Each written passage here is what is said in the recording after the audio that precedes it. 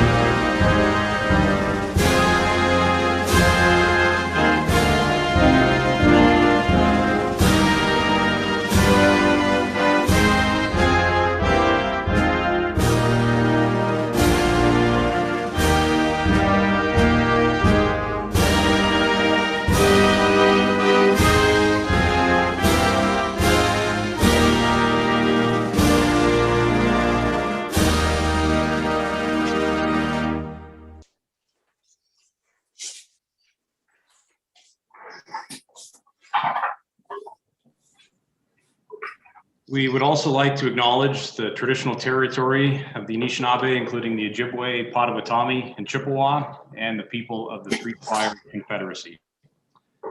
Are there any disclosures of pecuniary interest from any member this evening? Okay, I have one with respect to item number 1 under motions and bylaws for decision.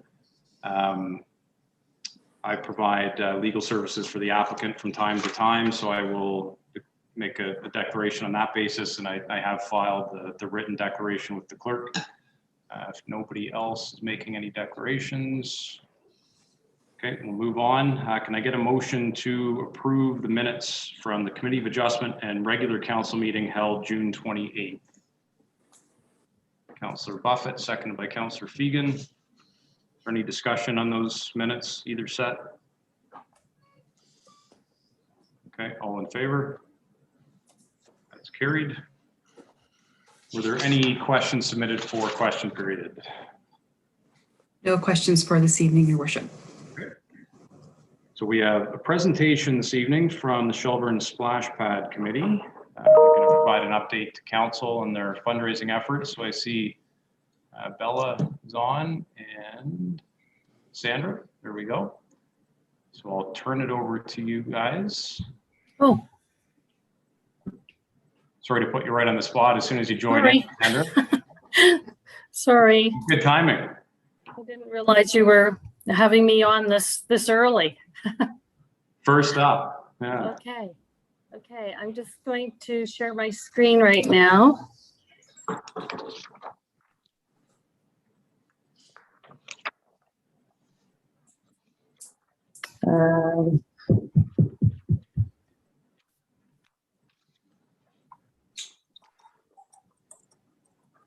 Sandra, it's the green button with the arrow on the bottom.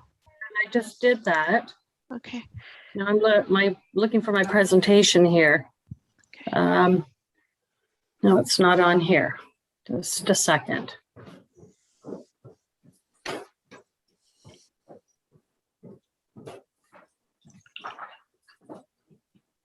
I do. I can't, my thing isn't here. Am I allowed to try and do it? Is that Yeah. okay? See if you can get it up. Okay, share screen. Must be right there, right? Okay. There. Does everyone see it? Here we go. Okay, Sandra, go ahead. I could scroll for you. Okay. Good. Thank you. You're welcome. Thanks for having us speak tonight on behalf of the Shelburne Rotary Club and our Splash Pad Committee. We just wanted to update you. Can we just move it up a bit, Bella? Yep, for sure. We just wanted to update you on where we're sitting with this project. I know it's been a while since we spoke. It's been over a year. So we'll just go down a little bit. I can't move mine, Bella. So yeah. Is that good? So yeah, that's great. So just to remind everybody what we talked about for the splash pad, our primary goal was to be able to fundraise in order to expedite the splash pad, a long sought after addition to the town's recreation facilities and a welcome addition to the residents of Shelburne. So in order to start this project, we came to council and some decisions were made about the location, which is going to be at Greenwood Park. I understand that's still on the table and that's what we've been telling people. The contract has been given to Park and Play, and this is the actual rendition that has been decided upon. And if anybody needs more information on what it actually looks like, I can email you. We're working at this point in time, we're working with the town staff, engineers, and Park and Play on the installation of the splash pad so that when it's time, when we have the money, then we're ready to go. So I know that's in the process now. Our fundraising goal, our promise was to raise $300,000, and that was by 2021. We've put that off to 2022 because of COVID-19. It just wasn't possible. And we've had many fundraising events by businesses, individuals, and service clubs. There's also been an overwhelming response to this project from the community with many donations through Canada Helps and through Rotary. So various events, and I'm sure you have all seen our various events we've been having around town. We haven't been doing them all, but a lot of businesses have pulled in and we've had car washes, bottle drives, Domino's Pizza Night, Caravaggio's had an evening that they donated their funds to the splash pad. Sunrise Diner had a fundraiser that they donated their funds. Trillium Ford donated money. Flato, Rotary, of course, KTH, private individuals have donated many funds. And we've had drive-in movie theaters, Dufferin Mutual. We've had just finished off a Canada Helps giving challenge that raised some money. So our goal, or we're at this point in time, we're just under 200,000, which I'm sure in another week or so we'll be up to 200,000. So we're getting very close to our final $300,000 project, and I am sure we'll have that raised by summer of 2022 without too much of a problem. We still need work to be done on raising funds, but we're getting there and we're doing well on it. So I'll open the floor up to anybody that has any questions about it. You can take that off now, Bella, unless somebody has questions on what I've presented there. Thanks, Sandra. Councillor Bonato. In regards to giving the thing to Park and Play, how many quotes did we get from other companies, or was it sole sourced? When we originally started, it had already been, we had some quotes already in, and Park and Play, their price came in very similar to that. We took the quotes from the last splash pad committee that there was. They had passed everything over to us. Park and Play came in very similar, and because Park and Play were local in town, and they've been very supportive of the whole project, we felt that that was a company to go with. I think too, Councillor Bonato and Denise, correct me if I'm wrong, but the contract is between Park and Play and Rotary or Splash Pad Committee. So the Rotary. okay, so the procurement policy that we would be subject to isn't necessarily at play. Is that an accurate assessment, Denise?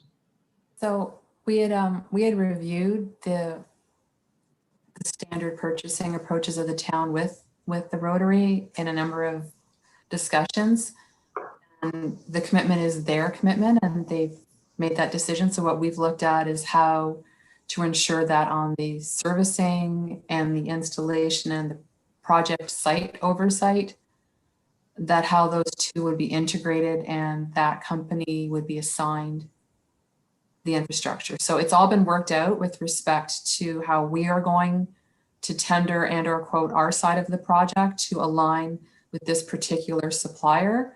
And we're quite confident that it'll be okay.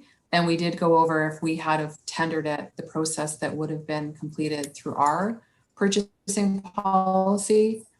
As the Rotary had outlined, they had worked extensively with this particular company, and as the contract is with them, we're fine with the approach that's been implemented.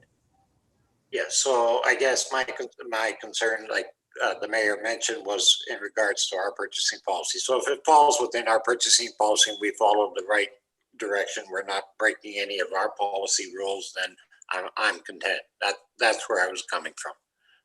Yeah, to clarify that our side of the project will be vetted through our purchasing policy with all the applicable processes in place. So we, Denise, can do that with the fact that that they've got Park and Play. We're okay. Like, it'll still fall within our purchasing policy with them doing it. That's the question. The reason is the Rotary is donating the playground equipment that they've purchased from Park and Play.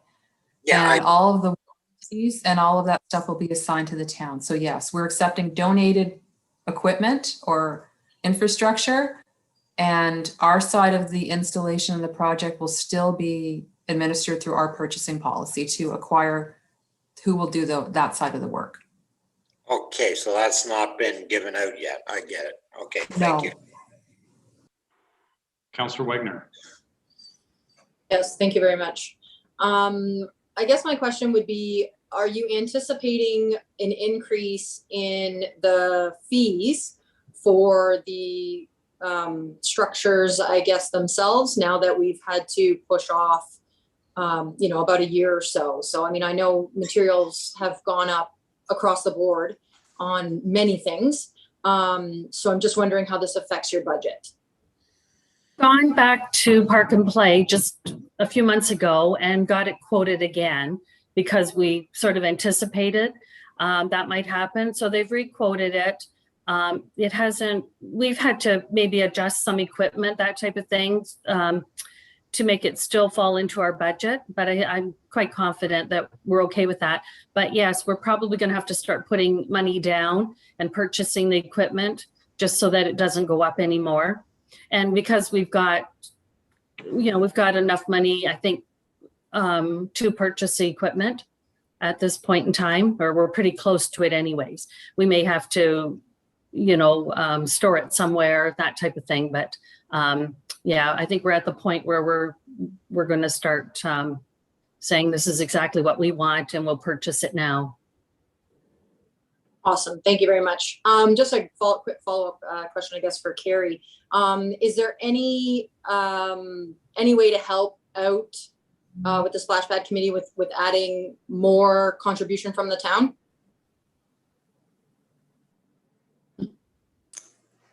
I'm not sure what you mean. Over and above just the cost of the equipment itself? Yeah, well, I know we had like set aside some money, I guess, right? We'd given some money to the splash fund. Is there, you know, in the next budget or whatnot, is there any way to offer them a little bit more just to try to get the splash pad built sooner rather than later? Well, the project was budgeted over a 2-year calendar year, 2021 and 2022, with the anticipation that the Rotary would be raising the funds needed to purchase the equipment. And then next year we will contribute through our development charges to actually do the underground infrastructure and have the equipment installed. So I'm not sure what you mean by more money. We budgeted 700,000. Okay. Rotary was going to raise 300,000, and then the town was going to contribute 400,000. Okay, no, I just, it's, again, when I ask questions, they're more for clarification to the community members. Because, you know, we constantly get bombarded with questions. Why can't the town add more money? Why can't the town give more money? So when I ask, it's just usually to try to clarify or reiterate what we've already contributed and where it's going. And you know, so yeah, just to try to help spread more information to the community. But thank you very much. Denise? And sorry, through the mayor, just for Councillor Wagner's information, as well as the $400,000 contribution, the annual operating costs would be those of the towns. So it's going to be a research system, which is less expensive than a flow through, but there still will be probably $20,000 to $25,000 potentially of operating costs per year based on other costs that municipalities have incurred, but we'll certainly get back to you in the 2022 budget with better estimates for that draft budget in September of this year. Funding aside, and just in terms of the timelines, you know, we will be prepared, at least on our end, to entertain the project next summer. Yes. Councillor Donato? Sort of going back to Councillor Wagner's question, because of the cost of the equipment is consistently going up, can we loan the Rotary Club some funds and they'll pay it back so that they can purchase that equipment before the costs go up on them? I can interject and all that, Sandra. My understanding is that because of the agreement that they have with Park and Play, the cost of the structure that they have requested and committed to is locked in and the prices are not going to go up. They've gone up marginally to date, but that was the reason that they committed to the project now and not waiting until 2022 to purchase the project infrastructure and then have it put potentially in storage. But I'll turn it over to her. Yeah, I have to clarify that with them. I believe that's right. We had a meeting about it, and I believe that's right. But I do think we are going to. I don't want to come back, you know, them to come back to me, you know, next year and say it's gone up 25%. So we have to clarify that with them. If I can interject, it's Bob McClarty here from Park and Play. Yeah, we have sat with Rotary and gone through the new pricing, and the pricing is locked in, basically assuming that we're going to be signing a contract fairly soon, that it's going to be this summer kind of thing to get everything rolling. So there have been increases in steel surcharges this year, but that's all built into our pricing right now. So once we finalize things in the next month or so, there shouldn't be an issue with increasing costs. Good stuff. Any other questions for Sandra or Bella? No. Okay. Well, just let me take a quick opportunity, guys, to thank you for all of your efforts. It's certainly nice to see a organization take the lead on something like this. As you mentioned at the front end of your presentation, it's certainly something that is highly anticipated by the community. And then quite frankly, we couldn't have done it without your help. So thank you very much. And also to the donors in the community, both individuals and corporate donors. For any of them who are watching, thank you for your generosity and your investment. in the community. I know that it certainly is appreciated, and I think this is certainly a facility well used by the community once it's in the ground. I have a 4-year-old at home who can't wait. So thanks again for all of your efforts. Well, thanks for your support as well. Okay, if there's nothing else, then can I get a motion to receive the information regarding the splash pad as presented by the committee? Moved by Councillor Buffett, seconded by Councillor Hull. All in favor? That's carried. Thank you, guys. Enjoy your evening. Thanks. Thank you. All right, any inquiries for tonight? Councillor Hull? This one, I know that it's been some time. We did make a decision to do a dedication for one of the baseball diamonds towards Gary Galbraith. And I was just curious as to, based on the fact that things are not necessarily normal now, but there is an opportunity, I think, in the not so distant future to, again, move forward with that dedication. Okay. So just asking where we're at or when we can expect something along those lines. Jim's away. Can we, Denise? I'll certainly follow up with my colleagues to get back to council as soon as possible with a date and making sure that we've touched base with the family as well. So if you can just leave that with me, we'll follow up. Councillor Donato, then Councillor Buffett, then Councillor Wagner. My inquiry is regarding issues with graffiti in the town.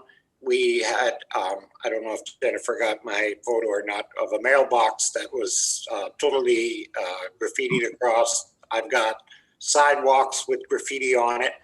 And I'm basically getting complaints from the citizens regarding policing in the town because these individuals, whoever they are quite able to put graffiti on anything, and doesn't seem like we're stopping them.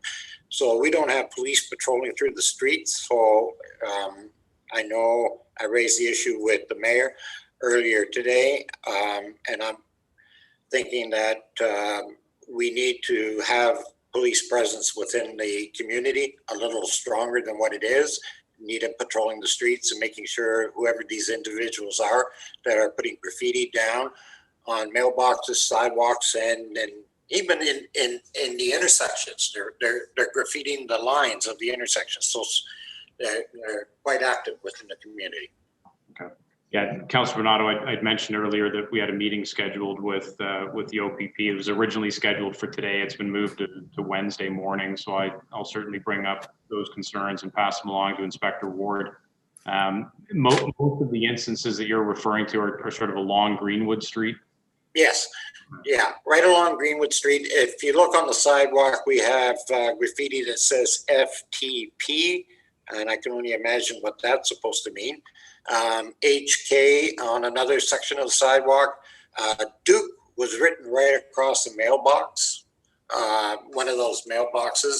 I know we had staff this morning cleaning it, and they were there for an hour and a half just trying to get rid of that graffiti that was on the mailbox.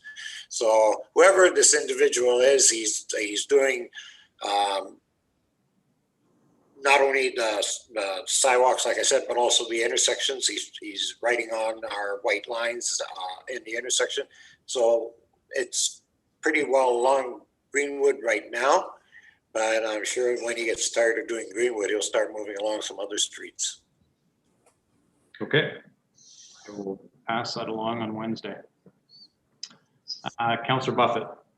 Yeah, two things. Now I had one thing, but now I've got two. Just to add to what Councillor Donato said, I don't know if everybody's not aware of the issue with the sign that's over by the Agricultural Society building, but that's been all damaged, all to pieces too. So I don't know if that's another friend of this individual or the same guy or a person. So if maybe we can have them looking all over the town, that would be more effective.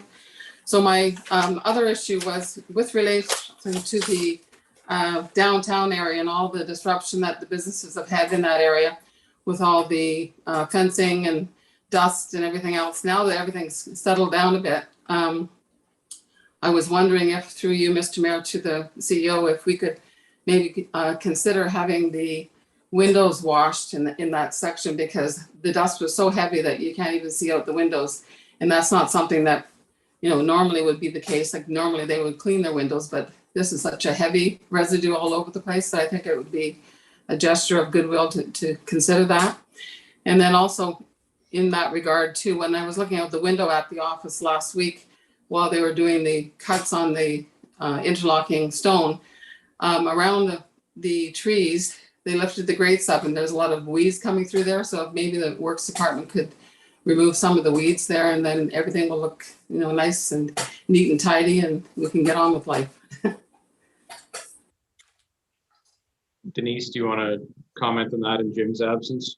I'll address the second request first. That's yes. So when the project is completed, we certainly can ensure that all the weeds and the debris is removed, similar to the work that was done in Jack Downing Park.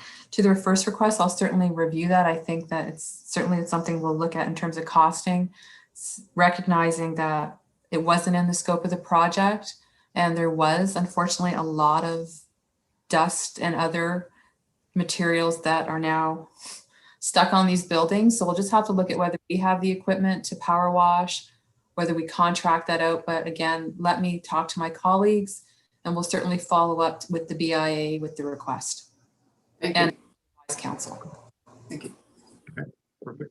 Just a side note, I mean, the project looks great. I mean, the street looks much better. The pavers along the boulevards. I mean, it's you know, certainly a big improvement as to what was there, and I think a good start when it comes to a facelift for downtown. Councillor Wagner. Yes, thank you very much. Mine's just very brief. I noticed on the social media that the Greenwood bathrooms are being closed at 3 p.m. daily. I guess I've had an inquiry as to why.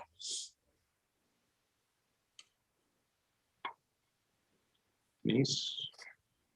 I know that we had issues last week where we had them closed because of power failure related challenges, and we were getting a contractor in. I'm not sure why they're closed at 3 right now, because they're usually closed at 7. And again, apologies without Jim here. I didn't have a chance to ask my colleagues before the meeting. So maybe I'll email you tomorrow once I talk to operational staff. That would be fantastic. Thank you. Oh, Carrie may know, sorry.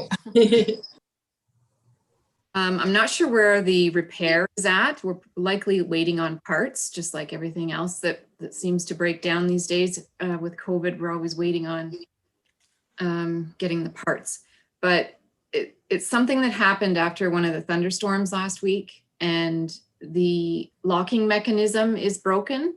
So the public could accidentally get locked inside and not be able to get out. So we have summer student staff there letting people use the washroom as they need to during the day, but those staff are done at 3. So at 3, unfortunately, we have no choice but to lock them at that point. Okay. All right. Any other inquiries? No. Okay. So on to the regular agenda. So the first is the report that I've declared an interest on. So I'm going to ask Councillor Bonato to assume the chair for this report, and I will momentarily step aside. Can somebody just maybe flip me a text when this report is done, and then I'll come back on. So over to you, Councillor Bonato. Okay. Jennifer, perhaps you can text the mayor when we're done with the report. Steve, do you want to go ahead? Yes, thank you, Councillor Bonato.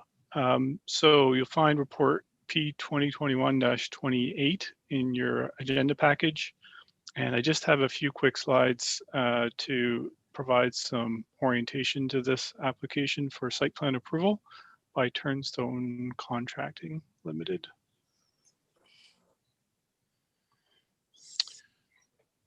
So this is for 649 Victoria Street. You're likely familiar with the property.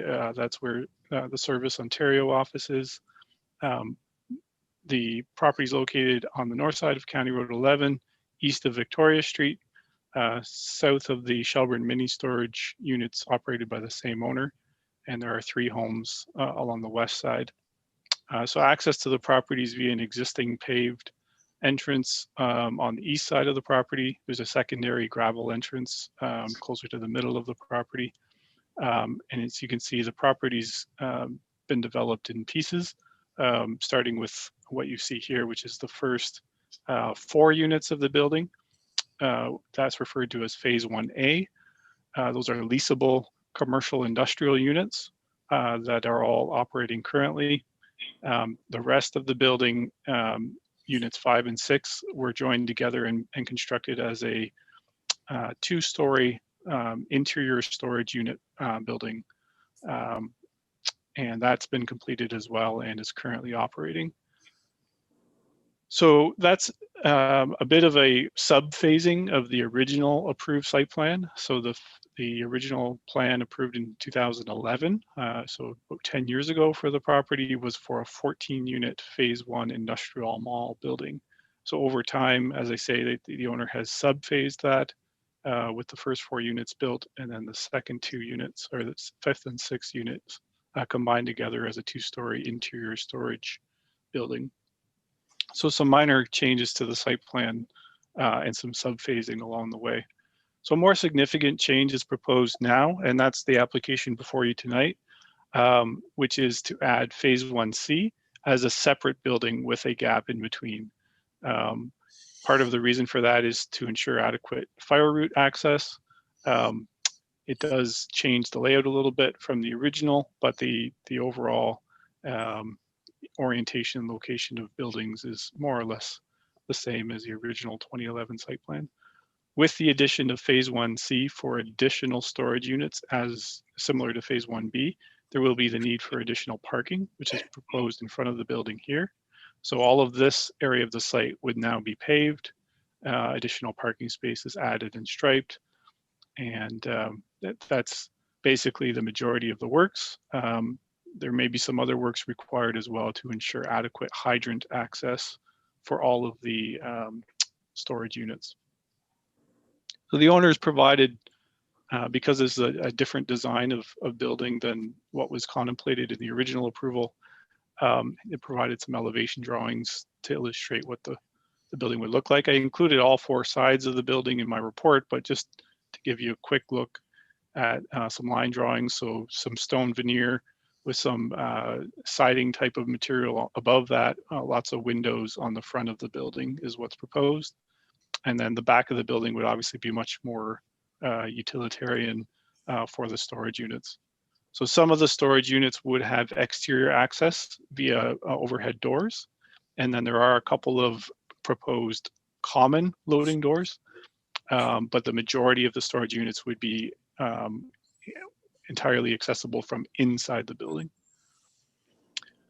So you'll see in my report, I've summarized some of the comments received. All of those comments have been provided to the applicant, and I won't go through them in detail, but there are some things that still need to be addressed to finalize the site plan related to fire route and access. There are some additional fire route requirements specific to storage units that apply here, and with respect to hydrant access that need to be addressed. There's a few other comments, confirmation of grading and servicing, etc., that are summarized in my report that still need to be addressed, mainly technical in nature and for review by the town engineer. But because the owner is anxious to move forward and has provided the basic drawings required, we're recommending a conditional approval. A site plan agreement has been drafted and is included in the agenda package and is ready for council consideration as well. So basically the conditional approval would be as shown here with 2 conditions. 1, to enter into a site plan amending agreement. So this would amend the original 2011 agreement, as well as final drawings addressing the town engineer and town planner comments. A bylaw is proposed for authorization of the amending agreement, which would simply update, again, that 2011 agreement. So at this point, I'll stop sharing my screen and happy to take any questions should you have any on this application. Okay, has anyone got any questions on the, for Steve on the application? I see no questions. So I guess I'll read the bylaw. Okay. The recommendation is, be it resolved that council receives report B 2021-28 for information, and that the site plan application SPA 2003 be approved subject to the following conditions. 1, the owner enter into a site plan amending agreement with the town of Shelburne. 2, that the owner shall submit final site plan drawings and information addressing review comments to the satisfaction of the town engineer and the town planner, and that leave be given for the reading and enacting of bylaw 40-2021, being a bylaw to enter into site plan amending agreement with Turnstone Contracting Company Limited and Joe Alexander Bojan, substantially in the form attached to the bylaw for industrial development of the property at 641 Victoria Street, Shelburne. Do I have a mover and a seconder for that? Moved by Councillor Fagan and seconded by Councillor Buffett. Any comments or discussion? Seeing none, I'll call for the vote. All in favor? It's carried. Now, Jennifer, I don't mind turning it back over to the mayor.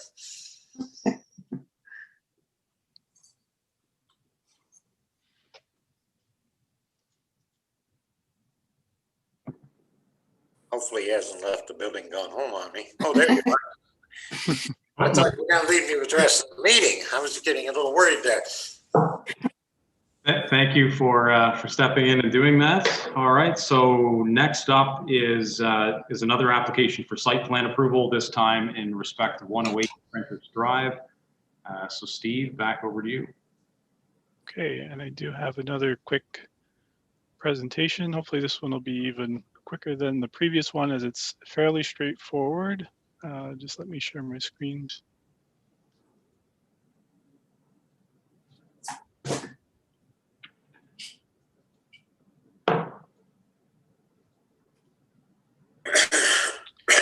So this is report P 2021-29 in your agenda package for site plan application by Barlow Trail Investments, Inc. for 108 Prentice Drive. This is an older air photo. As we know, there is a water bottling facility under construction on this property. It's nearing completion. And one of the plans that the owner had made back when the site plan approval was given in 2019 for this development was, hopefully not to have to truck the water to the site from their well in the township of Amaranth, about 3 or 3.5 kilometers to the south, for too long. The goal being to eventually pipe the water directly to the facility and avoid all that truck traffic. So that's the application that's before you tonight, is really to update this previously approved site plan, which include the bottling facility, the parking, the storage area, the stormwater pond, etc., with this updated one, which simply adds, it doesn't change any of those elements, it just adds the water main, which go all the way around the edge of the property. So the water main will, if I can skip back to the air photo, it'll come in on County Road 11 along the south side. So there's a county approval associated to that. And then come into the site just west of the stormwater pond. And you can see on the site drawing where it goes from there up along the east side and the back, just to keep it out of the future building area, as there may be an expansion of the facility in the future.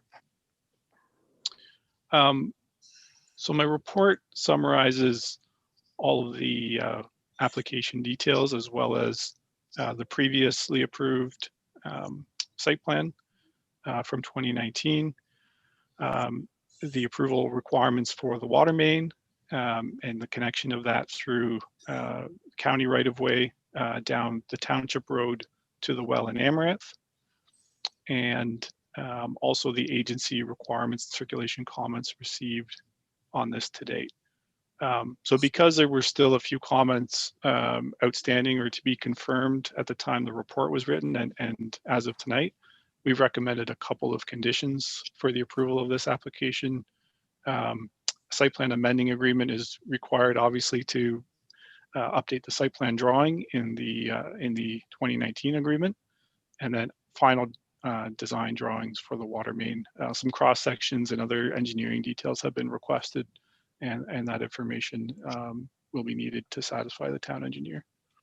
And then there's a bylaw for authorizing the amending agreement so that it can be signed once it's finalized. So again, I'll stop sharing my screen and see if there's any questions or comments on this one. All right, any questions for Steve on this one? Pretty straightforward. Sort of knew this was coming for a while. Okay.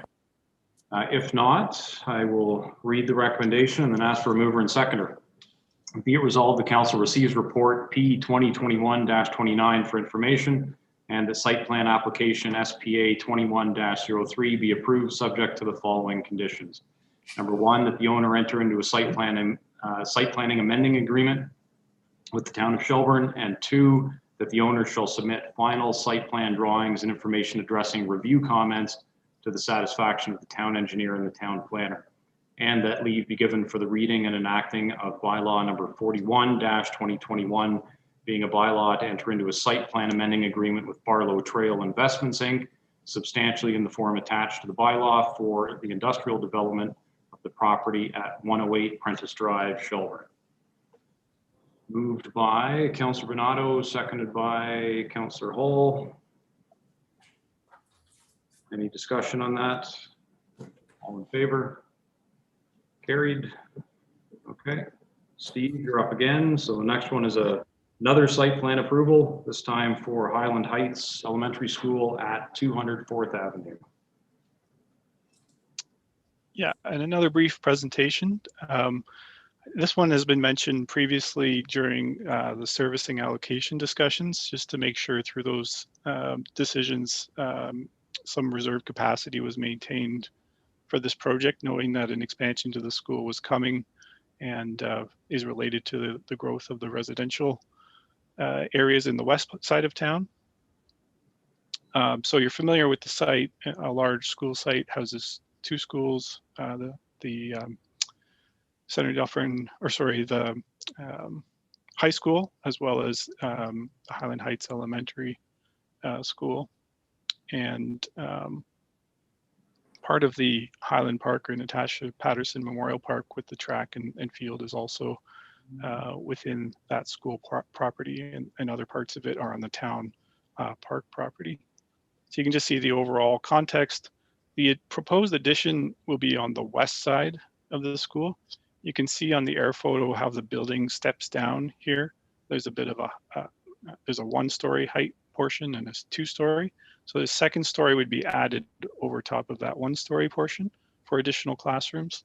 And then this one-story section, which is to be expanded to 2 stories, would be expanded further west with a further 2-story addition. The smaller structure beside that is what's called a porta-pack, which is really, I think, 4 portables kind of linked together and tied into the school. So that porta-pack will be reduced to 2 portables in size to make way for the addition. And then there would be some related, obviously excavation and tarmac repaving and replacement as part of that. This is the overall site plan. Hard to see much in the way of details here, but the larger building obviously being the Senator Dufferin High School, and then the smaller public school over here. And really the focus of this site plan being on the additions over here. This is a blow up of the area of focus. So the darker hatched area again, where the second story would be added to existing 1-story portion, and this lighter shaded part where the full 2-story addition would be added. And then the gray shaded area being the area of asphalt repair and replacement. So it doesn't really change the overall layout of the site. It's using existing hard surfaced areas for additional building, revises the porta-pack a little bit, does include plans for a potential future permanent building addition. So it could be squared off as shown in this dash line. to make way for additional classrooms. Also includes provision for portables. So there's 2 proposed to be installed this summer in this location, with removal of the porta pack, future opportunity for 3 additional. So some of these portables are contingent upon how many students they have to assign to the school as Shelburne continues to grow, and how quickly they can react to that with new permanent space versus temporary portable space. So this is a proposed building addition. So you can see the area of the building affected by the addition is way over here on the west side. That addition will look very similar to the existing school building. So everything will be integrated architecturally. And you can see the detail of that. This is the front of the building. And the elevations have been provided for the other sides of the building as well and are included in my report. So this application was circulated and reviewed. I've confirmed zoning compliance as summarized in our report. There are no concerns or objections. The applicant submitted revised drawings addressing review comments, mainly around parking, and again, confirming servicing allocation, or how much servicing would be required. There are a few small revisions potentially required, as the second submission drawings are still out for technical review, but I would expect those to be minor if there are any further revisions required. So those conditions are recommended just to make sure we get those final drawings before everything is approved for construction. Construction is expected, I think, to commence sometime in August, September. So it's going to be a little ways yet. And a bylaw is required in order to authorize the site plan agreement. So I'll stop sharing my screen and pause there for any questions. Questions for Steve on this one? Just one quick one, Steve. The proposed portables that may or may not come in the future, we don't have to give further approvals for that. No, it's helpful to have them shown on the site plan so we know where we can anticipate them, but those as non-permanent structures, they're basically just subject to a building permit for the footings that they sit on. Okay. All right, anybody else? No. Okay. So the recommended resolution reads as follows: be it resolved, the council receives report P 2021-30 for information, and the site plan application SPA 21-02 be approved subject to the following conditions: that the owner enter into a site plan agreement with the town of Shelburne, and 2, that the owner shall submit final site plan drawings and information addressing review comments to the satisfaction of the town engineer and the town planner, and that leave be given for the reading and enacting of bylaw number 42-2021, being a bylaw to enter into a site plan agreement with the Upper Grand District School Board, substantially in the form attached to this bylaw, for a proposed building addition to the existing Highland Heights Elementary School. For a mover and seconder for that, Councillor Bernardo, seconded by Councillor Wagner.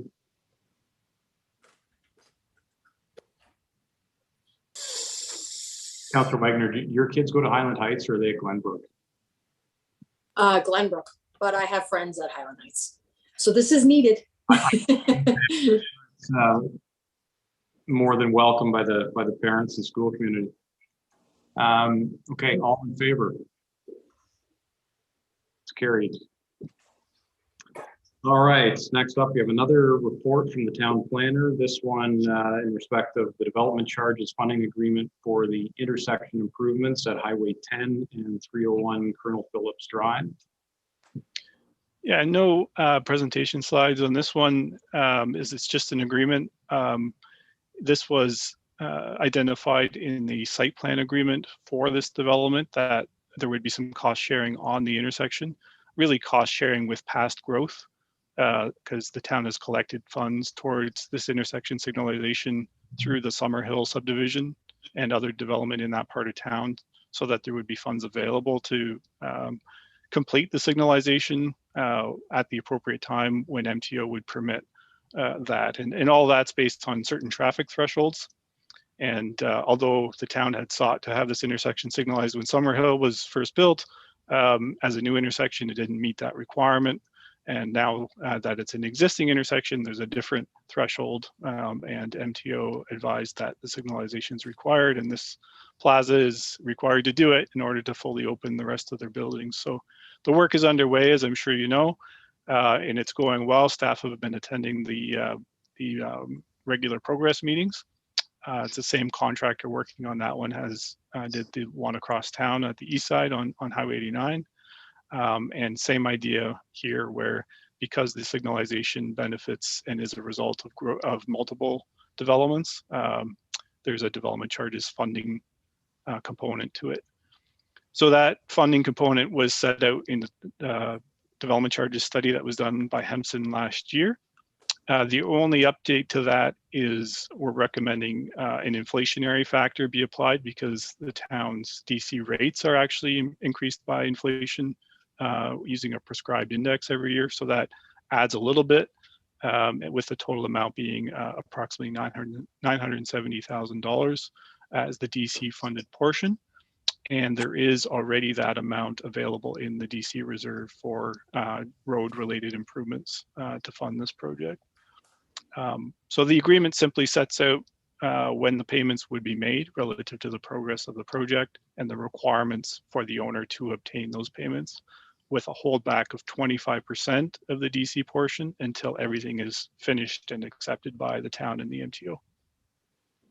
So if there's any questions on this agreement, the owner has already indicated their agreement with the amounts and is ready to sign it. So subject to your comments and questions, everything is ready to go.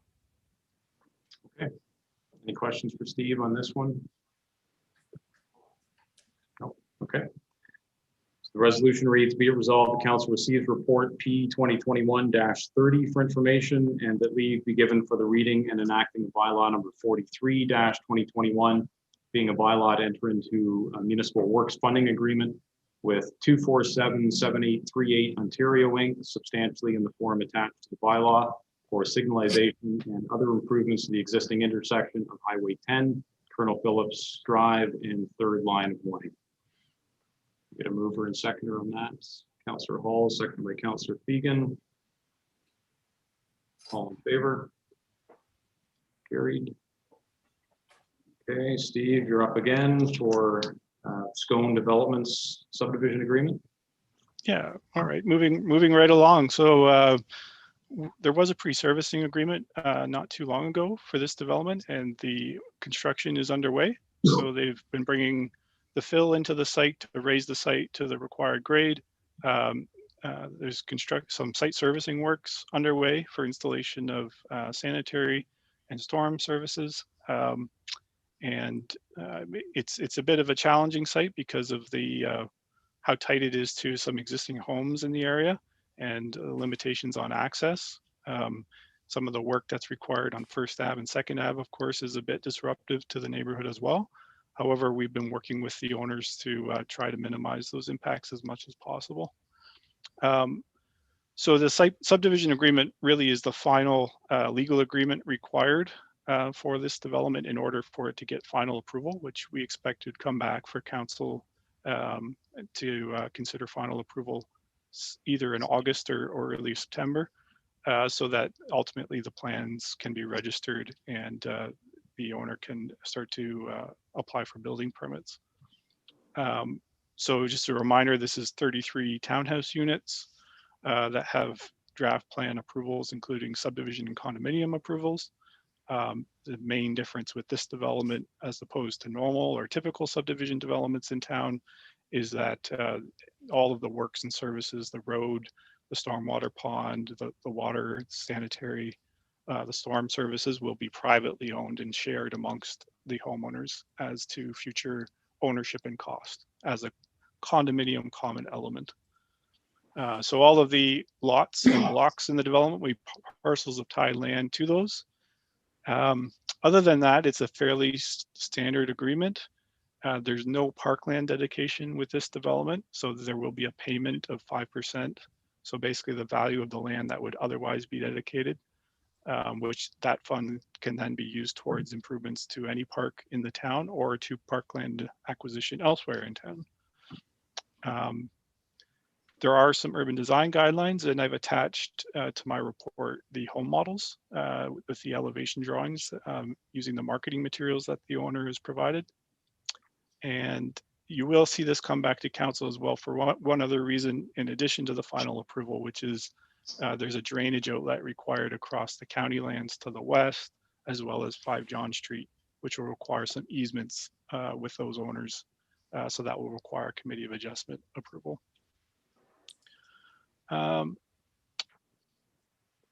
We've circulated the agreement for review. It's been developed in conjunction with the town solicitor. There's a few comments back from the owner's consultants. However, we're not expecting any major revisions, so it will be substantially in the form included with the bylaw attached to my report in the agenda package. So I think that covers the main highlights of the agreement. It's a lengthy agreement, so there's a lot of detail in there, as these agreements typically have. If you have any questions about it, I'm happy to try and answer them for you. Okay. Questions for Steve? Councilor Bernardo, I know you and I discussed this particular development once before, and you had raised a point about access for fire trucks. Yeah, I've raised access for the fire trucks. I'm a little concerned with the ability of the trucks to get in there. The other question I kind of have is within the agreement, because the fire trucks, if there's parking on the street of the condominium, will become a real issue for them to get in there. And timing is an issue regarding fires. I'm wondering also about sprinkler systems being required within the buildings, and when do we put that part in? That part in terms of sprinkler systems is really dictated by building code, not so much the fire accessibility by the fire department. I will note that there's 2 points of access, so First and Second Ave, but the condominium street itself won't have any parking permitted along the road itself, like parallel to the lanes. There's at either end of the road are common parking spaces which are outside the traveled portion of the right of way. So striped parking spaces that actually take you off of the traveled part of the right of way to park. So that's to address overflow in addition to the 2 spaces that will be provided for each unit. And then the road itself is actually built to about the same paved width as a public road, and then has the turning radii at all of the interconnections with First and Second Ave, as well as on the cul-de-sac, required for the turning radius of the fire truck. So it really is to a normal public road standard.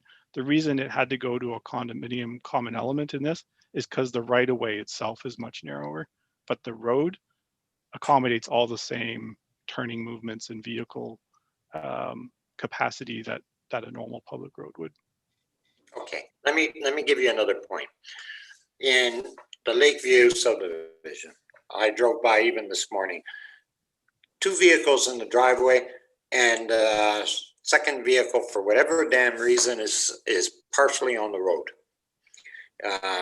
So when you put in these driveways and you say 2 vehicles go in there, I don't know for whatever reason, but it seems like the vehicles are either longer than normal or whatever's going on, but the tail end of the vehicle sitting on the road.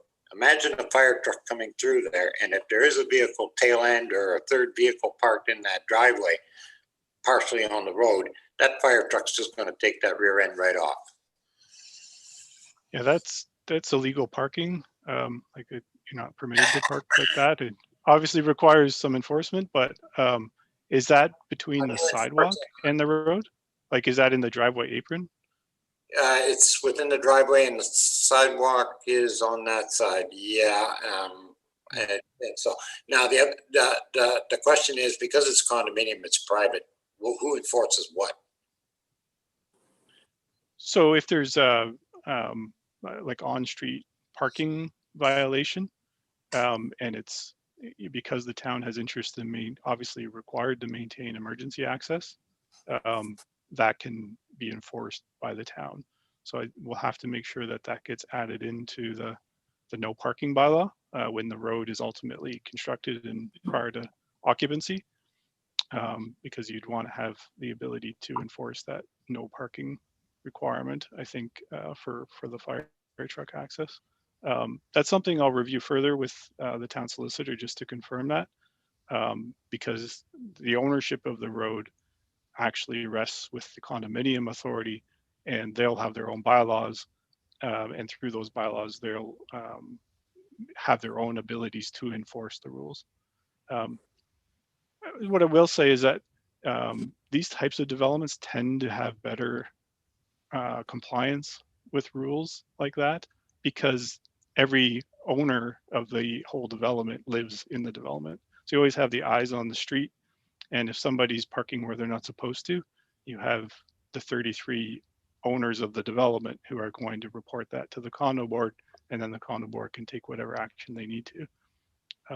So I think the first point of attack, if there's non-compliance with parking on street, would be the town would say to the condo board as the owner, you're allowing parking there that isn't permitted, because the town needs to be able to have emergency access. And then the second would be, again, I'd have to confirm with the town solicitor, but to deal with it through the town's own enforcement. And garbage is because it's a private thing, they look after the garbage? Or we do? We have put in the agreement that they're required to confirm that they've made either arrangements with the county or that they'll have their own private service. The county does allow people to apply to have county waste collection service in a condominium development, but then the county determines whether the pickup locations and the road, et cetera, are satisfactory to their needs. And if they're not, then the owner is responsible to organize their own private collection. Yeah, that's it for me. Yeah, just on the point of enforcement, I mean, if it is possible, I think I would prefer, to at least have the ability for the town to enforce it. I mean, certainly in the first instance, I think you're right. The condo corporation should be on the hook for that. But I mean, if it gets to the point where they're not enforcing it diligently enough and it becomes a safety issue, then if permissible, at least, I think, that would be a handy tool for the town to have. I think I just thought of one other thing related to that. So I don't think it's unlike, so in a commercial development or like in the Turnstone development, there's going to be fire route signs posted all along. And if somebody violates fire route requirements, then the town has the ability to remedy that. So I think the same would apply here. This road is a fire route, and it may be not because of your no parking bylaw, but more as a fire code compliance issue where you can apply tickets or tow vehicles if they're not complying with fire route requirements. Okay. All right. Anything else for Steve on this one? No. Okay.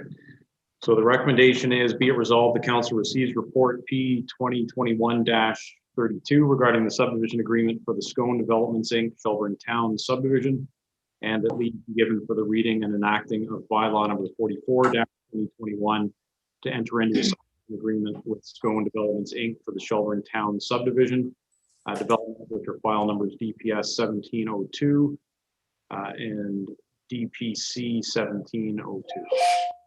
A mover and seconder for that one. Councilor Bernardo, seconded by Councilor Wagner. All in favor? Carried. Steve, is this the last one for you?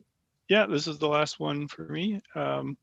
So this is for a site alteration permit, and you'll find report P 2021-33 summarizing the application details. I do have a few quick slides on this one just because you may not know or be familiar with this location, as it's a new address that's been assigned. So this is the property that was severed a few years ago as a new lot in the industrial park, right at the southwest corner of Luxton Way and Prentice Drive. Site immediately to the west is under development right now for a concrete storage business, concrete products business. Vacant land to the south, and we just talked about the water main proposed through the water bottling facility project to the east. The stormwater facility for the area is on the north side of Luxton Way, and of course this is right across from the town's works yard. So this is just the original, very basic plan that the owner provided when they inquired about using the site as a contractor's yard and surfacing it with gravel. We emphasize that there's some screening requirements. So they proposed the berm along the south edge. We emphasize the need to properly drain and grade the site.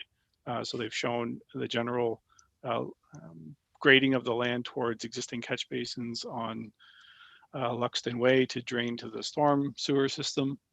But we obviously had some other comments that we wanted addressed, related to fencing and plantings and driveway access, etc. So this is not in your agenda package, but we did receive as of today a little bit more detail. So proposal is to plant 12 or more spruce and pine trees along the berm to provide some screening of the yard from County Road 11, which is down here, and from this portion of Prentice Drive. The driveway detail is shown here, where they're proposing along Luxton Way a 30-foot wide driveway, 20 feet off the west property line. So up in this vicinity where the A is marked. And that the yard be surfaced with gravel except for this open space area. So we'll review that further just to confirm zoning requirements, as I think there are some requirements to maintain a bit of landscaping along the property edges. I just do have to double check that. So really at this point, the drawings and the permit are not final, they're draft, and they're subject to further review and comments. But to allow this owner to obtain a permit, should they satisfy all the town's requirements between now and the next couple of weeks, this would allow staff then to issue that permit without necessarily being delayed by coming back to council with more information or a final site alteration permit details. You'll see a copy of the draft site alteration permit attached to my report, and there's a host of conditions that we've recommended. Many of these are the same standard conditions that we put in any site alteration permit.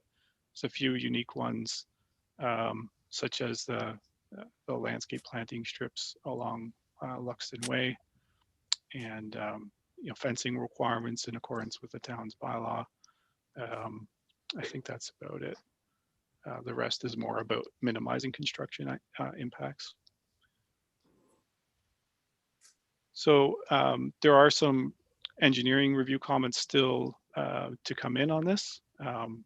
Otherwise, I think this is subject to engineering review. This is ready to go, and dependent upon whether there's any final conditions that engineers would recommend for this list. So with that, happy to answer any questions if there are any on this application. Okay. Anything for Steve on this one?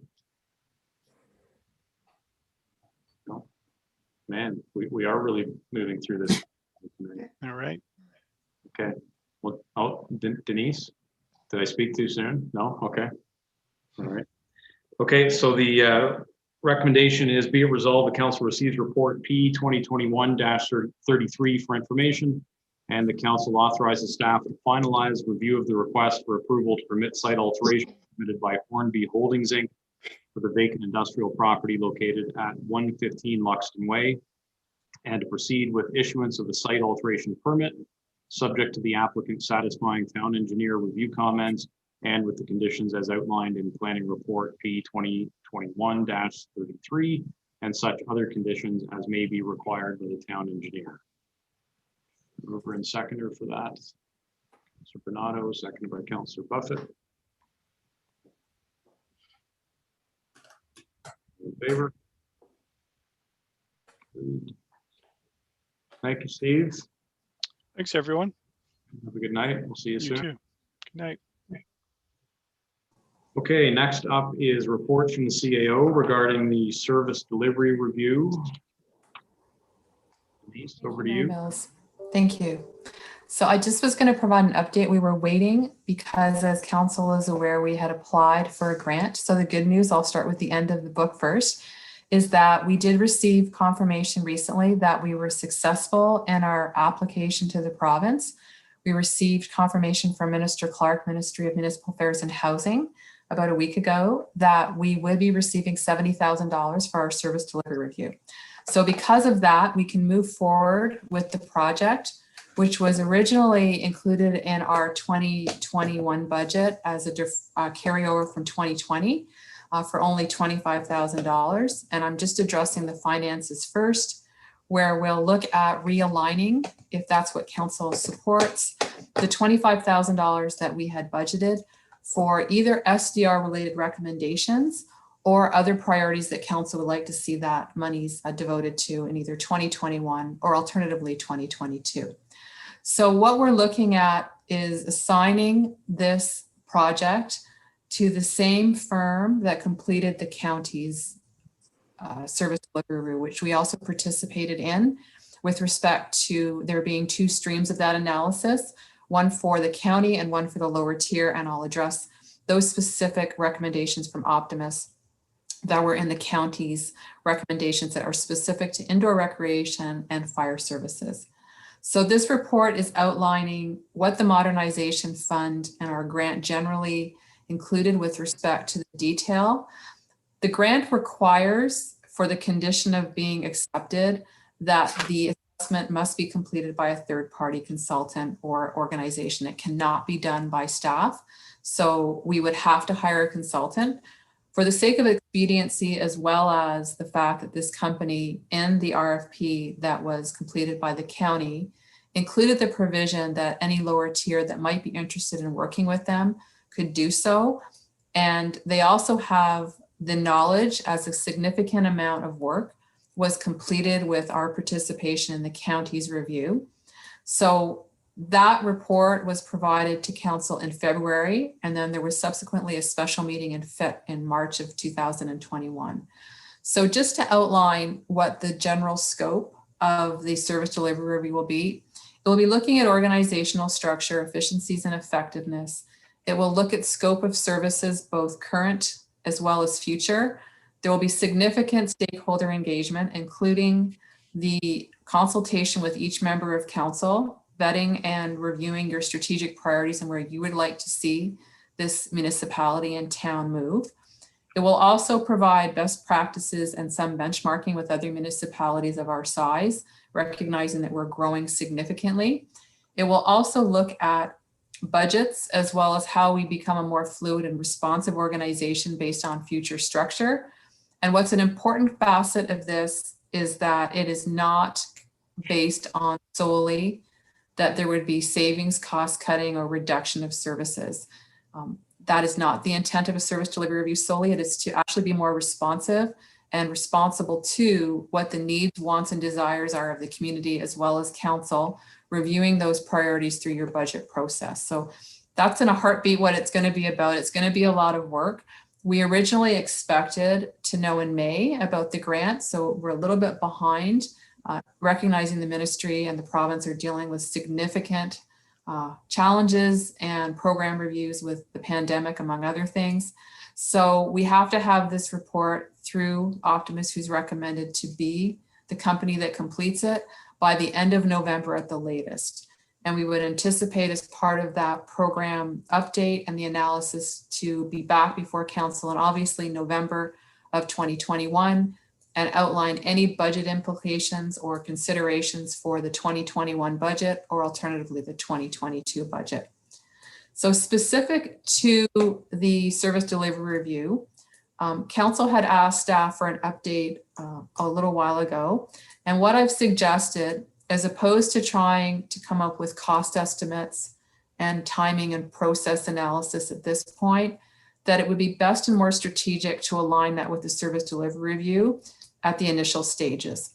And that a consultative process based on the potential next steps or what might be with respect to the adoption or the approval in principle of a change in the way services are provided specific to indoor recreation and fire be initiated.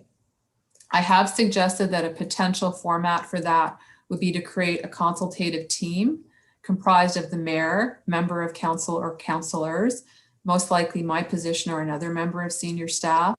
And if council adopts the recommendation as suggested, the process on how that would be formulated and the structure to engage with the other municipalities where applicable would be set and then move forward, likely starting, I would say, in August and or September, or as quickly as possible. So the attached letter is from the minister. Again, we extend our sincere thanks to them.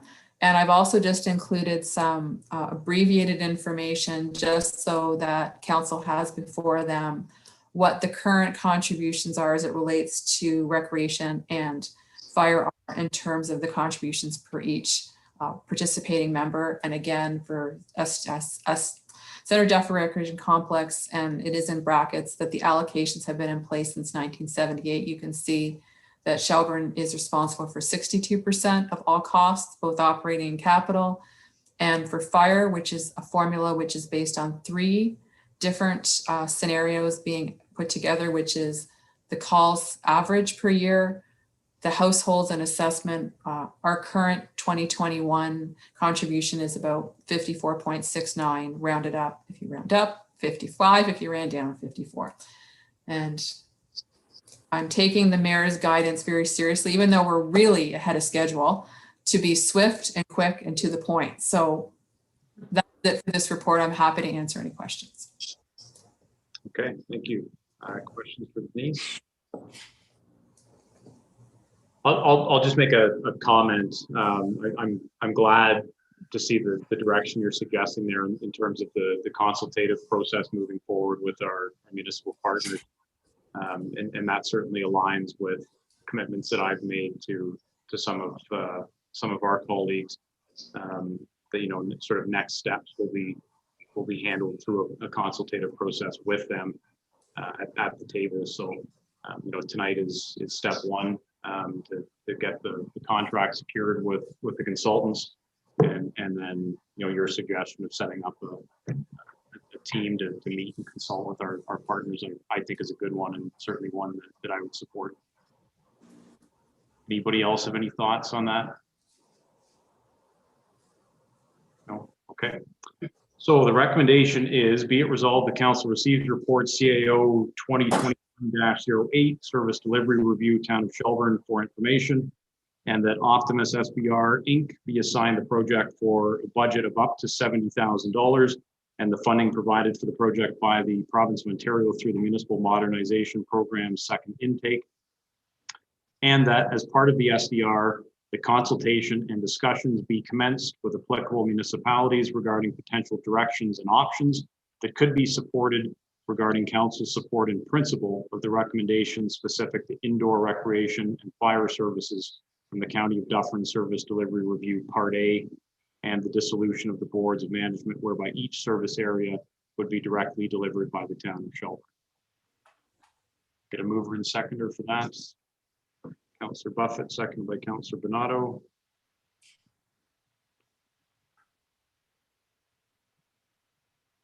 Last call for any discussion. All in favor? Any opposed? It's carried.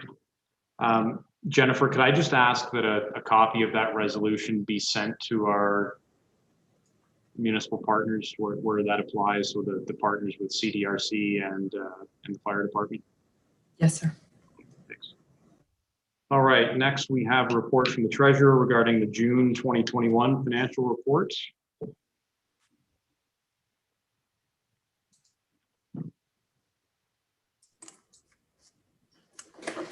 Thank you, and through the mayor. This is the second quarterly report for 2021, and I will do my best to keep it brief as you have requested. I'll assume that everyone has read the report.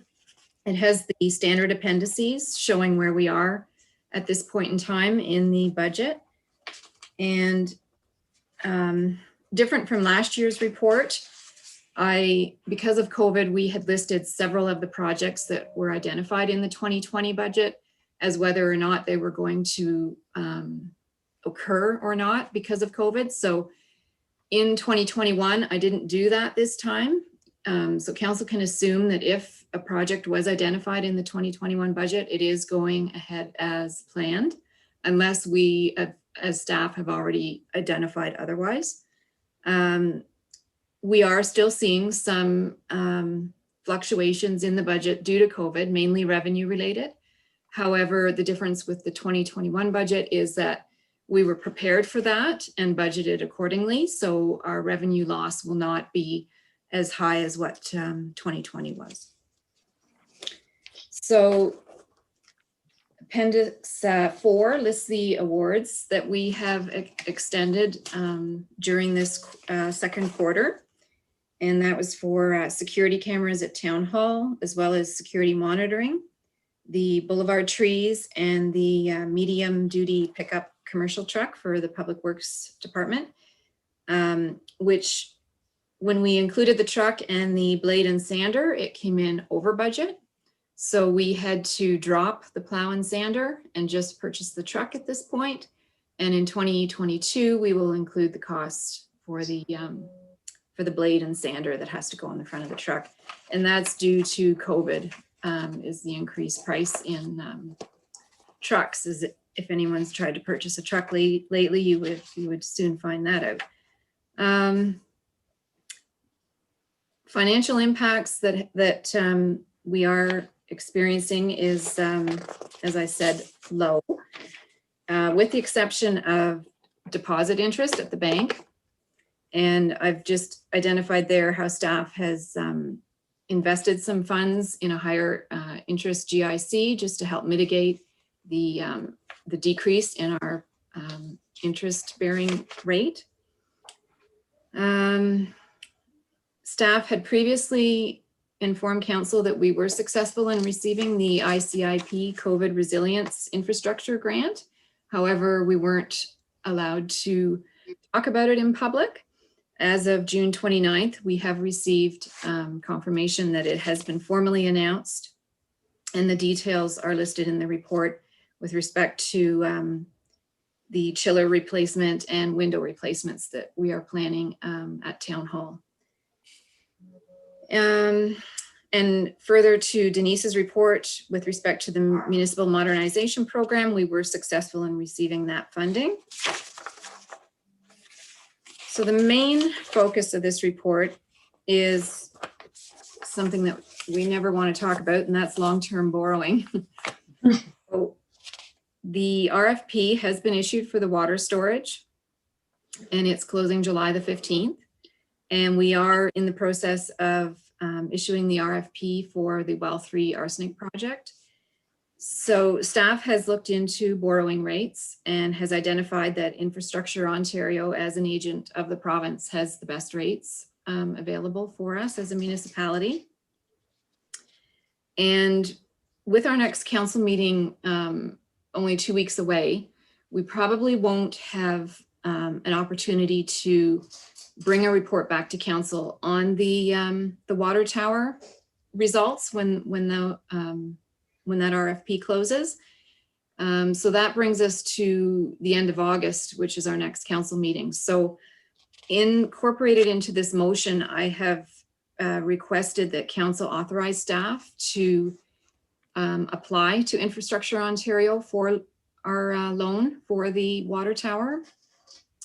By doing so, the motion just commits the municipality to the fact that we have to borrow, which is something that we've known all along was going to be necessary.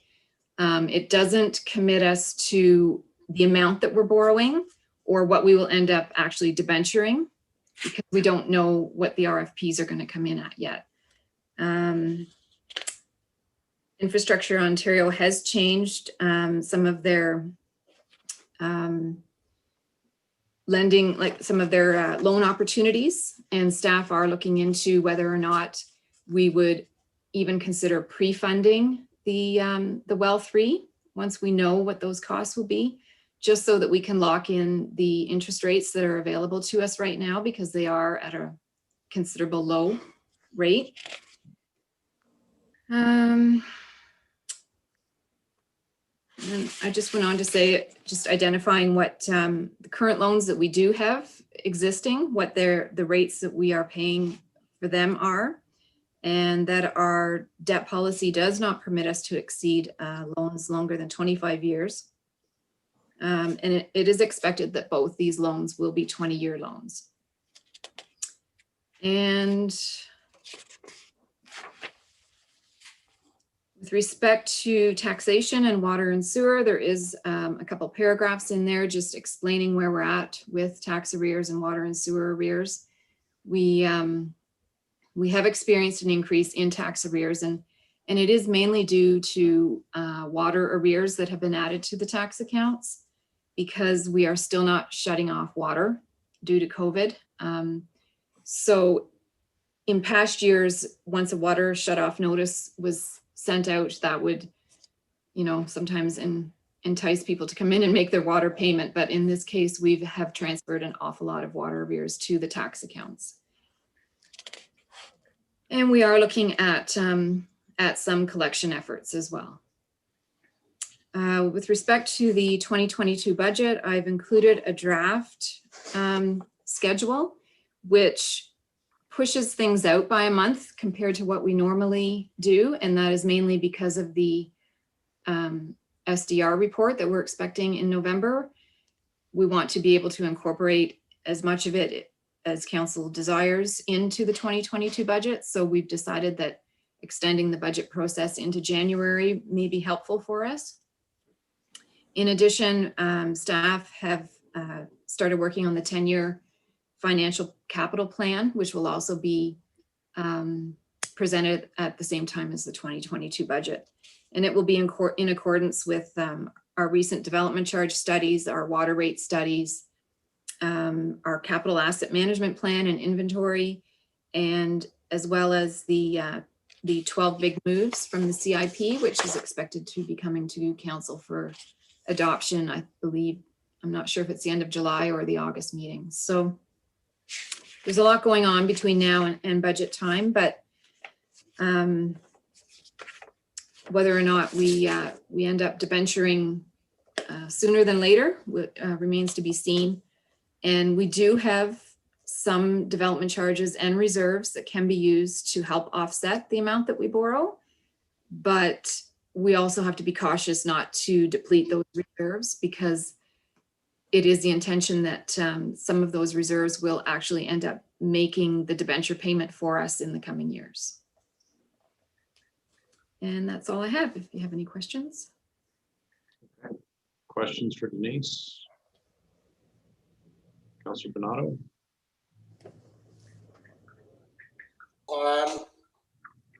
Gary, with the fact that we are now moving out into stage 3, and I guess as a question for council itself, maybe, regarding shutting water off for lack of payments, I think that even though COVID, we're kind of getting out of it at this point, when there's a point, people have to realize that COVID is over, they're back to work, people are going on.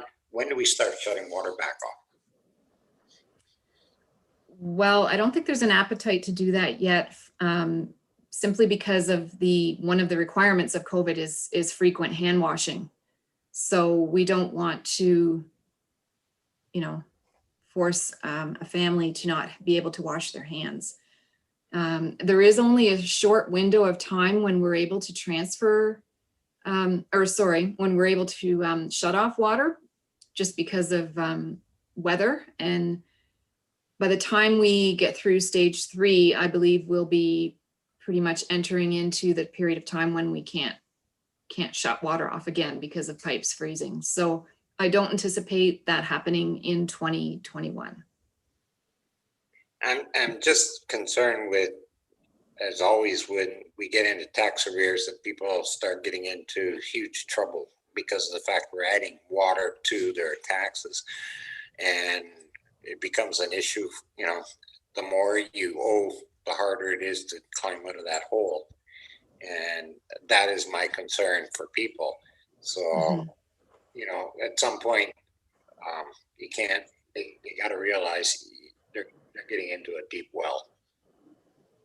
That I guess is a comment. I mean, in all honesty, monthly payments are an easy thing to set up and just do it. And it makes life a hell of a lot easier than having to come in quarterly or whatever to pay water bills or monthly, you know. Just And we do try to encourage that. yeah, I In know. our newsletter and in the monthly notice that goes in the free press and on social media, we do try to encourage that the public reach out and make payment arrangements of any kind. That's all we can do is reach out. Yeah, I understand that. Okay, that's just my comment. That's all. Councillor Wagner? Thank you very much. Just very quickly, I assume you're sending some form of notice to those who are in arrears just to try and entice them to come in and settle up their accounts? Yes, arrears notices go out monthly, and we also send out personalized letters to those who are affected. And we do have a tax collection policy and a water and sewer collection policy that staff follow with respect to giving notice. Okay, thank you very much. Carrie, just in terms of the rates you spoke about, when we do sort of lock it in and debenture it over however many years, is that at a fixed rate or is that variable? No, it is fixed Okay, for the entire term of the loan. Yes. that's good. Okay, good stuff. All right, anything else for Carrie? Okay, so the recommendation reads as follows: be it resolved, the council receives the staff report FS 2021-09 with respect to the June 30th, 2021 financial update, and that council direct staff proceed with the long-term borrowing loan applications and associated bylaws with Infrastructure Ontario to assist with funding the new water storage tower and the upgrades to well 3. The mover and seconder for that one, Councillor Hall, second by Councillor Fegan. All in favor? Carried. Okay, next is a report from the Director of Legislative Services about the 2022 municipal election. I'll give a high-level overview and through your worship. This is just a general update being provided to current council members should you wish to choose and nominate yourselves for candidates for the next term of council for the next election. I'll skip to page 2 just to give you some high-level overview of dates. Nomination papers may be filed by qualified candidates starting Monday, May 2nd, 2022. Your campaign period begins the day you file your nomination papers, and they are certified by myself. Last day to file nomination papers, Friday, August 19th, 2022, from 9 a.m. to 2 p.m. And of course, election day, Monday, October 24th, 2022. One thing I wanted to, the reason why I brought this forward to council this evening was to focus on whether or not you would like a question on the ballot. I know this question was asked several times prior to the 2018 election when council was considering the OPP costing process. We had gone beyond the notice requirements noted in here. Notice is required to be provided to the minister. We are required to hold a public meeting and pass a bylaw. So at staff's request, if council could give thoughts to whether or not you'd like to pursue this process, it would be preferred that we finalize any question you'd like on the ballot prior to the end of the year, just to ensure we can follow the notice requirements as noted in the report. And I'm happy to take any questions. Okay. Just for the sake of clarity, that would be if we wanted to include like a referendum or plebiscite type question on the ballot, that sort of thing can only be done at the time of the municipal election in Ontario. We can't do that like midterm. That's correct. And what's the deadline, Jennifer, that we have to have that submitted by? So the deadline to submit to the minister is February 19th, 2022.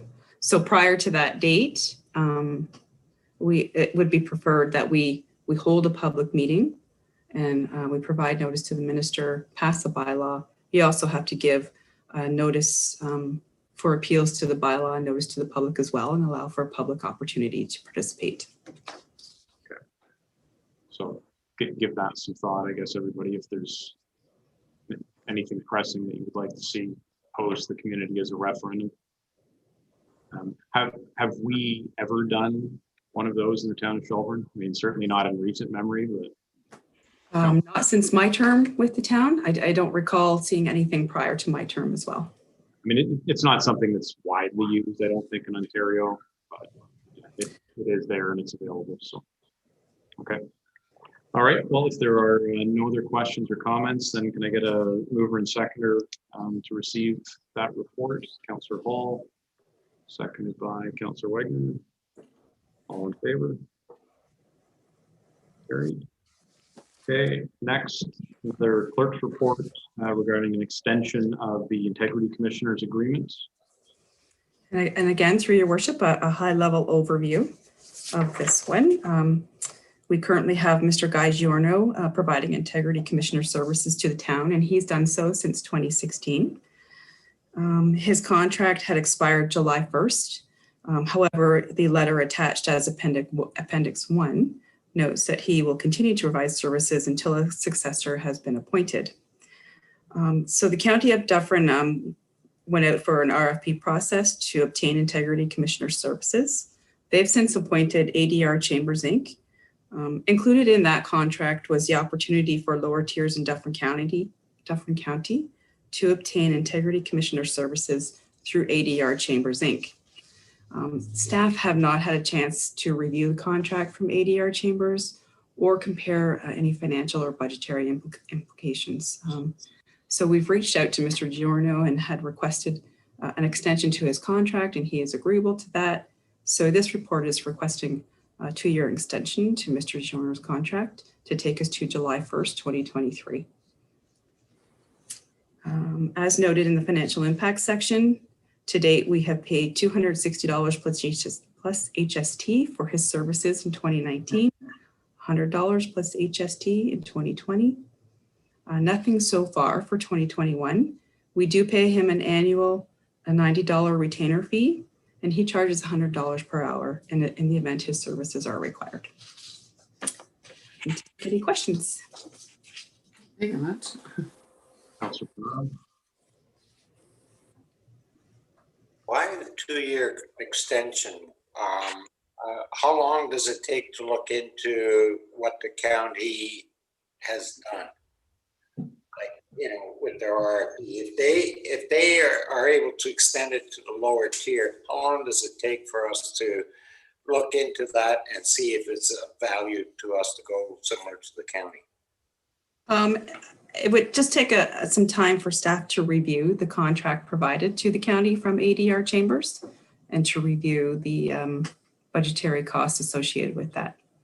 So rather than a 2-year extension, why not say a 6-month extension and give staff time to look into it? I'm not sure staff can accommodate a review time within the next 6 months. As a bit more context, Councilor Donato, my subcommittee at county was the one that just went through this process, and as Jennifer noted, we went through an RFP process. Mr. Giorno is not responding to RFPs, so he wasn't a candidate in that process, and the candidates that we did have, without exception, were all considerably more expensive than Mr. Giorno. So that the contract that the county is now entered into is significantly more than what we'll be paying. So I mean, from a strictly financial point of view, I think we're probably better off doing this than piggybacking on the county service. But So if I can say, if that's the case, why don't we just give the contract to him and forget about it, doing a 2-year extension? Just go straight on to continue on the contract if he's cheaper than what the county or any of the other ones are. I guess my only thought would be, if we do 2 years, that sort of gets us over the next election, and then we can sort of leave it up to the next, council to sort of make any longer term commitment after that. That would be my thought. That this certainly will get us through the rest of this term and kind of let the next council, whoever that may be, get settled and get their feet under them before they have to make that decision. Okay. Sorry, Jennifer, was there anything else you wanted to? No, through your worship, that was my intention, was to just get us through the next election and then perhaps issue our own RFP for services post 2022 election. Okay. Anything else? Okay, so the recommendation is that report LS 2021-10 from the clerk dated July 12th, 2021, presenting extension of the Integrity Commissioner agreement be received, and that the agreement with Guy Giono of Fasken Martineau Demoulin as the Integrity Commissioner for the town of Shelburne be extended for a further 2 years from July 1st, 2021 to July 1st, 2023. For a mover and seconder, Councillor Wagner, seconded by Councillor Buffett. All in favor? Any opposed? Carried. Okay.